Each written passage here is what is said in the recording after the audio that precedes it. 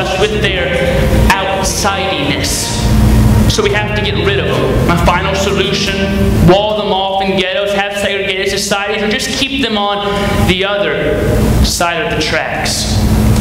This has been a fact for nations and races, and yes, even churches. It's not easy letting someone else in, sharing the credit, the glory, the spotlight, the power. It's not easy giving up a little FaceTime, prestige, or privilege to let someone else share in it. But you know that. A quick look at the history of the world shows how hard it is to let others in. Jesus challenges us this week. Do not stop him. Whoever is not against us is for us. That's hard. I wrote a whole sermon just on that, and it was called The Outsiders. And it was pretty good. I shared a story about Boy Scout camp and stuff that tied all that together. But late last night, around 11 o'clock, it just hit me, that's not enough. You're leaving out the whole big section of the scripture. The tough part. That's what I like to do. I just kind of leave that. I'm going to focus on this part of the scripture, not worry about that cut off your foot and cut off your hand and unquenchable fire thing. That's not fun. But I was challenged last night, and so I stayed up and I was thinking about these things because Jesus wants us to be uncomfortable here. Chapter 9 is right after the turning point of the Gospel of Mark. Things are starting to go faster and faster and faster to Jerusalem, to the cross. The disciples don't have much time yet. Jesus has to act fast. Jesus needs to get them to understand. And so he challenges them more. He says, if you cause one of these little ones to stumble, to sin, it's better for you to tie a big old heavy rock around yourself and go jump in the Illinois River.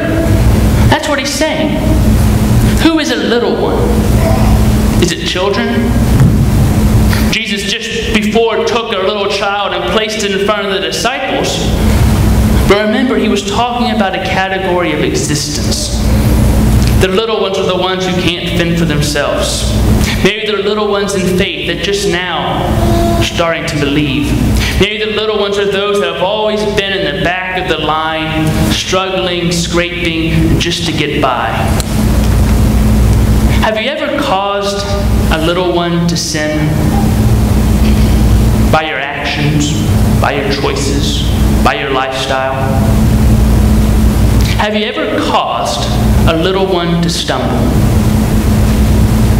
I know I have. I don't need to share all my stories, neither do you. But choices I've made, choices I didn't make, they affect people around the world and often not for the better. Is the bottom of the river the place for those of us at the front of the line who keep those at the back, fighting, scratching, stealing, cheating, killing just to stay alive? Is that what Jesus is telling us to do? If your hand causes you to sin, cut it off. What does your hand do? My hand likes to grab things. I want one of those. I want one of those. And I want one of those. Open palm, gimme, gimme, gimme. Christmas time comes, I'm making my list. I want this, I want this, I want this, I want this. Last year I had the idea in my head that I wanted a Nintendo Wii because I had played one weekend at a friend's house in North Carolina. I said, that was fun, I need one, I don't have a Nintendo Wii. And so I spent $400 and I got a Nintendo Wii and I've played it once. And it sits on my TV stand next to my TV, plugged in, taking up power. And I wonder, would $400 have kept a woman from having to go into a life of prostitution this year? Maybe. Maybe not. But what's it doing in my living room, sitting there next to its TV? Because I wanted it. Did that cause our little one to sin? Maybe. What does your hand do? Does it ever make a fist? Does it ever push people away? I had a friend, Mark, in high school. We were really good friends, sat together at lunch every day. But at the end of junior year, we had a falling out, as high school kids do. And all that summer, I didn't talk to him. I was mad at him. Senior year starts, and I don't talk to him at all. He looks weird, unshaven, hair out, sitting by himself. My hand, I just tried to push him away further, jab at him a little bit.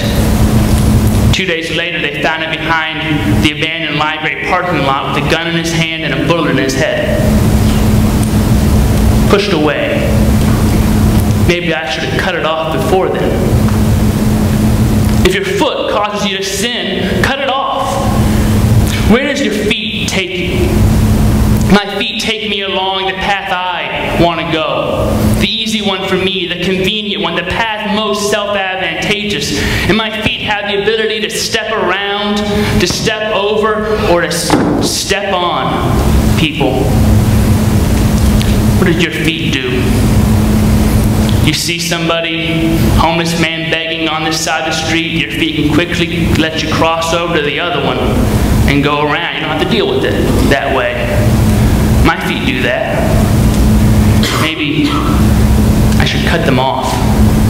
If your eye causes you to sin, pluck it out. My eye lets me look right through people and not give them a second thought, or to stare at them and judge them without ever asking them a single question. My eye is talented like that. My eye also has the unique ability to look the other way when it is convenient. I like cheap clothes, cheap trinkets, cheap food, so I can just look the other way when it comes to wage slavery or sweatshops or child labor, unfair trading. I just look the other way. But you know what my eye does like to look at? Television. Does yours? I watch a lot of television. Big old satellite TV. Just imagine, in theory, imagine if each person here lowered their television size, one thing, from 48 to 36 inches, HD to standard, and cut their cable package by one, from 250 channels to 120 channels, and took that money each month that they saved and gave it just to missions. What could we do with it? Will we do that? I'd lose BBC America. Probably not. Maybe I should just pluck my eyes out. Wouldn't have to worry about it anymore. Maybe I should just get rid of all these things that put me above others, that help keep others down, others away while promoting myself. Jesus says it pretty plainly. If it causes you to sin, better to cut it off. Pretty plain, right? But what if it causes you to bless as well? My hand grabs and it pushes and it clenches, but sometimes it reaches out and sometimes it gives. Sometimes it helps others. Sometimes it points in the right direction. My feet step on, over, and around people, lead me down paths for my own sake, but sometimes it leads to those in need when I really don't want to go. Sometimes they walk the difficult path first so others can see the way. My eyes look away, look through, capable of judging and selectively seeing, but sometimes it will see someone in need and not look away. Sometimes they will look someone in the eye that hasn't been looked at in that kind of connection in a long time. Sometimes my eyes will search to uncover lies that seek to hurt and destroy. So what are we left to do with our hands and our feet and our eyes, our lives, really? Cut them off or spare them? They can curse and they can bless. It's that St. Paul conundrum, simultaneously saint and sinner, all over again. We can build walls to keep some out, or we can open doors to let others in. I guess when it comes down to it, we just have to hope we end up giving more than we take, end up blessing more than we curse, end up helping others more than helping ourselves with our hands, our eyes, our feet. And that's a tough path. You hear tough messages when you're a disciple. You have to look at yourself with a critical eye, that same eye that you think sometimes you need to pluck out. And that's why we're church together. It's not so we can all eat cookies together. It's not so we can feel just a part of something. Remember 2 weeks ago, Jesus took... Won't you raise